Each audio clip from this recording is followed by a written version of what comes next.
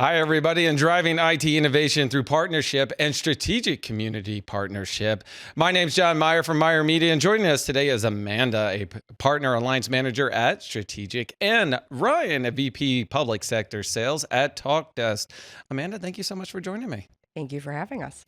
Ryan, thank you so much for joining me. Thank you. Okay, we're talking partnerships and community, and I think the first question here is we have your Strategic and Talkdesk. Who wants to go first? How did this partnership start? Ladies first. Of course, I can go first. So at Strategic Communications, we very much rely on our partners to be able to bring innovation to our customers, right? And when I met Talkdesk and heard really what they do, they're called cloud-based contact center. I was like, this is perfect. We have a lot of initiatives right now around public safety, and there's so much that their solution can bring to help really the community be better served at the end of the day. So it was a perfect fit. And then when I got to meet Ryan, I got to know his personality and I got to meet his team. I said, oh, this is going to be great because you're going to fit right in with our team as well. Yeah, it's been an amazing relationship. Chris and Kathy and I go back, it's probably 15, 20 years now that I've known both of them. And working with them, it's always been a staple of great working relationship. They always do what they say they're going to do. They come to the table and they bring to the table what they say they're going to bring. And I knew that at Talkdesk we were looking for growing out of this direct sales model and going into a partnership model. And when we started talking about it with our partner manager team, I was like, strategic communication is somebody we have to talk to. Ryan, when we were talking earlier, and we kind of get it. First of all, we just met. And I seen your relationship with your Strategic, and it's not a partnership. It feels more family oriented. I have to tell you, you guys are like giving each other a hard time behind the scenes, having a good time. And I think that provides a lot more value than just a traditional partnership and exchange between things. Agreed. It's something that we talk about often. Amanda and I both do. It's one of those things that you can't just be a transactional based environment, and you'll have a lot of partners, and it's a give-get relationship. It's a, hey, I will sell this at this markup for this reason, etc. And while that can work traditionally, there's a point where it has to become more than that. And that point is when we're trying to exponentially grow our sales. We're trying to exponentially grow the company. I've got a team of 8 sellers that are trying to hit the street every single day and close business. And we are closing business directly, and we have a group of partners that we are going to market with. But at the end of the day, we can't close enough business, and we're not closing it quick enough. And so it's, how do we find strategic partners, no pun intended, to be able to do that in a more economic fashion for my team, so we're not working 18-hour days trying to close business to try to hit our numbers. Yeah. And so we do joke around a lot. We dinner together, we lunch together, we hang out, and it definitely is a family feel. Yeah. You have to make it fun. And if it's not fun, it's hard, because let's be serious, this industry is tough. Yeah. The technology industry, and then even so much more when you're working in public sector. I think that there's so many rules and regulations we have to follow, but also when we really take a step back and look at the technology that we're putting into public sector, it's impacting our lives. Like I'm a mother, and I have family who's in law enforcement. So when I see technology solutions that can be brought to them, I want to make sure that partnership has the same passion I do, and that they can have fun with it and make sure that they're there for our customer at the end of the day. And that's why I really liked Ryan and his team, outside of just what the technology brought to bear. How important is it to have a partnership that is not one way? You're both leaning on each other. Amanda? Oh, it's beyond important. I mean, a partnership is not going to work unless you have that at the end of the day. There's always a little give and take. There's a lot of communication that needs to happen, right? And there's a lot of trust that needs to happen. And so with any partnership, you have to be open. You got to be able to be comfortable sharing things that you wouldn't normally share. And the reason, again, is because we're delivering such an important task for our customer, which is the public sector and government. I look at the relationship along the same lines of a personal relationship. It's built on trust and communication. And if you don't have those two layers of open trust and open communication between the two, it's going to be very difficult to build a long-standing relationship that's going to survive an angry customer, a canceled contract, all those types of hurdles that are going to happen. Let's tell the truth. They're going to be there someday, and something's going to happen. And it's not it's not that they'll never happen. It's how do you overcome them and how do you work through them? And if you have a great foundation built, then you have the ability to work through it because you have the trust and you have the communication and everyone knows that, hey, this too shall pass and we'll work through it like we do everything else. Yeah. And might I add too, at Strategic, in many cases, we are a prime contractor, right? And so like we're on the hook for a lot of things. So it's very important for us to be able to have exactly what you said. So, we take partnership seriously. We also expect that the partner also take it seriously. And like I said, Talkdesk has done that since day one. So an important part that you talked about is the canceled contract. I can feel it. So, on Amanda's side, you get a canceled contract or whatever it is. It's very easy to blame a partner. It's your fault. You're done, whatever it is. I'm sure you guys have gone through it. Actually, it's canceled. How do you handle and overcome this? I mean, obviously we can easily blame it's your fault, whatever it is, but do you analyze what went wrong? What could we do different? Is it really our fault? And, maybe we're not doing the service offering or they just were not ready. The true piece to that is looking at that post-op and doing a true full deep dive with both teams together in a post-op discovery of like, hey, emotions aside, let's all go sit in a room together and open this box up. What happened? Whose fault was it? We're not going to place blame, but where did the problem occur and how do we prevent it from happening again? And I think that's really the true piece is not just where'd the problem occur, who are we going to blame? Because that's where a lot of people stop. But it's where did the problem occur and how do we prevent it from happening again? And it's if you can take that true step and you're able to take that step and let's tell the truth, mistakes happen. Hey, we didn't read this. We didn't understand that. We didn't know this was a requirement, etc.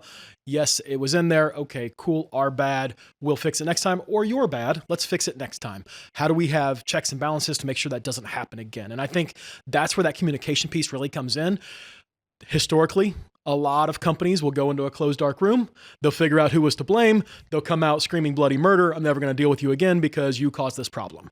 And so I think that's where that whole open communication comes and working together to find out what the challenge was and how do we fix it going forward, truthfully.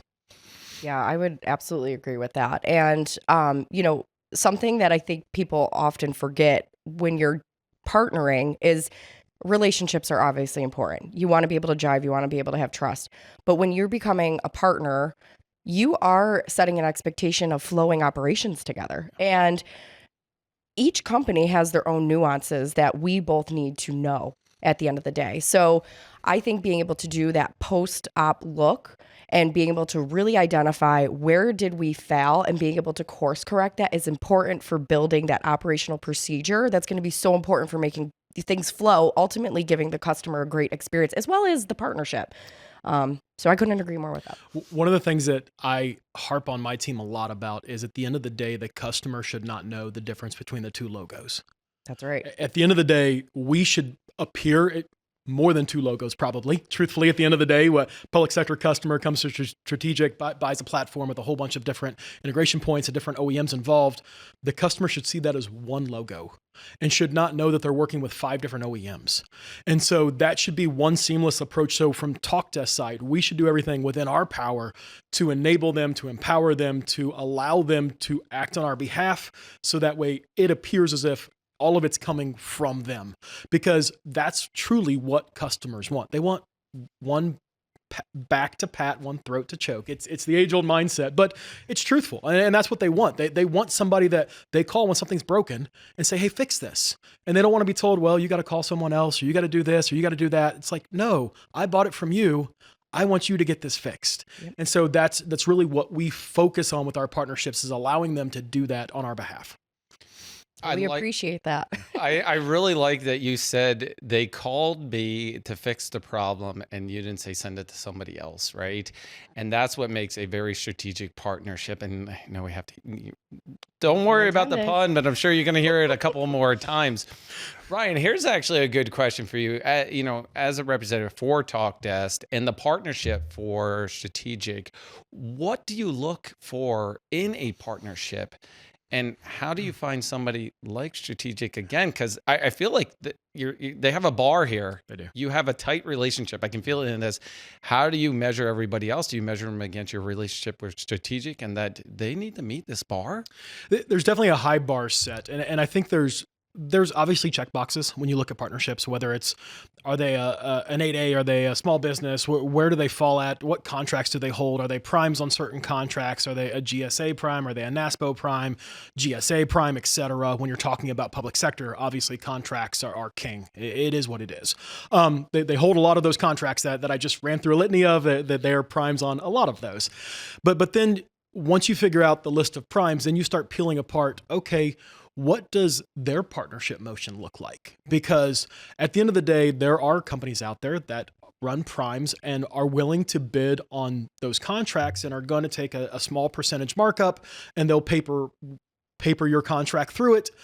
But they never want the customer to call them. They never want to interact with a customer. They want the customer to strictly come to the OEM for everything. Yep. And at the end of the day, it's not what we're looking for in a partner for the public sector side of the house. And so it's working through the ability to have that personal relationship. I think that is what matters. And whether it's Amanda, whether it's Chris, whether it's anybody on the strategic team, everybody we work with there, it's a great relationship, from the sellers to the implementers to the CEO. I mean, across the board, it's a great relationship. And every time we call them, it's, again, not the finger pointing. It's hey, how do we figure out an answer to this? Amanda, what about the Partner Alliance community though? Yeah. The Partner Alliance community is something that we started a couple years ago, and I was brought on in 2024, the beginning of 2024, to really elevate that. If you talk to our CEO or CRO, partners are what going to make strategic grow, and it's going to allow us to bring this most innovative technology to the government. How do you do that? Well, we need a robust partner community. So what we've created is a Partner Alliance community where it's not a one-to-one partner, it's a one-to-many partnership. We're creating this foundation where our partners can talk to each other, and we're bringing these different solutions, or I should say different product sets that they have, creating a solution for an end customer to fulfill their need. And with that, we're creating this team. So we also need this cross collaboration between our partnerships, because Talkdesk may bring one piece to something, but one of our partners within our partner ecosystem may bring another piece. So we're really picky and choosy as to who our partners are in that community, which I think is different than most companies. And the reason for that is because we really do want that cross collaboration, because at the end of the day, we're a team, and the team is going to be the one that delivers what the customer needs. And just to elevate that for a moment, if I can, one of the things last night we all kind of got together as the Alliance community, and we sat down and talked about different product integrations amongst ourselves about, hey, what could we do with this and what could they do with that? And hey, Talkdesk could bring this to the table, and what could someone else do to try to solution things within a working session after dinner to talk through what could this mean for our customer base that Strategic could then present as a holistic solution to the public sector environment. And so again, it's not often you see this external to a company. Usually it's internal to a company. Everybody puts walls up and says, this is our product and our product alone. But to see that cross collaboration across multiple companies, I think definitely is something that's needed in today's market space, because at the end of the day, a lot of us do some things very well. And to be able to bring those all to the table in a group environment, I think is really what the public sector environment needs. Yeah, and it's complementary at the end of the day. We really bring in partners in our partner ecosystem that complement each other. And again, they're driving what the primary needs are for our customers. And so I think that makes a big difference, especially when we're having our partners talk to each other. I mean, you were talking about as one to many. How do you differentiate different partners within your alliance community? Because some might overlap. Some might do some of the others, right? And you do trust them. That's why they are in your partnership. But there's ultimately ones that will differentiate from others. And you have to be selective from who you're working with because of the trust, because of how they accomplish things, and their expertise in it. Yeah. We do have, a large ecosystem, right? To your point, the one to many, how do we look at that? So obviously, we're going to look at the technology. What does the technology bring? And some of the partners do have some cross overlap, right? Yep. And And that's okay, because we're really looking at what are they strong in, what is their past performance, and what does their sales team have delivered that have provided a good experience for customers. And after you really sit down and talk to these partners, you're going to be able to understand what those strong suits are. And from my point of view, as I'm talking to all these different partners, I can easily be able to identify what those strong skills are. And when I'm able to recognize that, I say, okay, this is really where they need to fit within our ecosystem, because we do have an ecosystem that supports state agencies, local government. But as we have a big focus around public safety, right? So I'm looking for those niche providers there. But do they have the past performance? Do they have the technology that matters to the customer? And then the most important part, after we've identified all that, in my opinion, is, do they have the desire and do they have the trust and the passion that the rest of our community has? Because we do need them to be in the room with the other partners at the end of the day, when we need to, again, give the customer a good experience. Ryan, I'm going to wrap things up, and I'm going to put you on the spot here to choose one word or phrase. When you think of your strategic, what comes to mind when working with them and a partner? I guess I can feel Amanda smiling at you like, all right, now you've got one chance here to make that impression. But this is all about, Talkdesk's relationship with, and I'm going to say even your personal relationship with Amanda. Like, what comes to mind when you think of them and you're going to talk to somebody else and say, here's what you need to work with. This is why. Ooh, it's a great question. And it's just not how, good looking the team is. Yeah. I was talking a little bit long to kind of give you that. I was hoping Amanda would just tell me what she wants me to say for this question.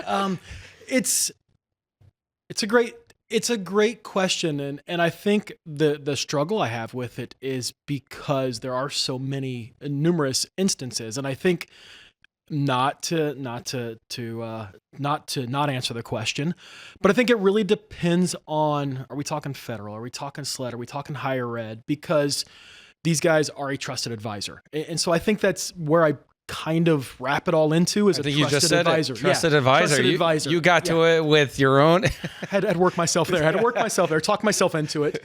But I think trusted advisor. I think because at the end of the day, they've worked with Customs and Border Patrol. They've worked with Patent and Trademark Office. They've worked with all of these and are working with all of these customers and have a portfolio of, here's how we've answered common questions for these federal agencies, state and local agencies, et cetera.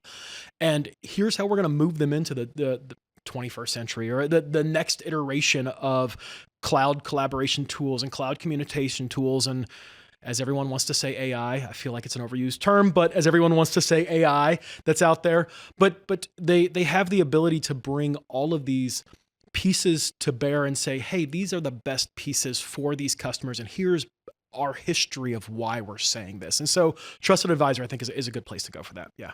All right, Amanda, since I asked Ryan, I've got to ask you, working with Ryan and Talkdesk, what's one word, phrase that comes to mind that you just want to tell them and you want to share with them, working with them? What comes to your mind?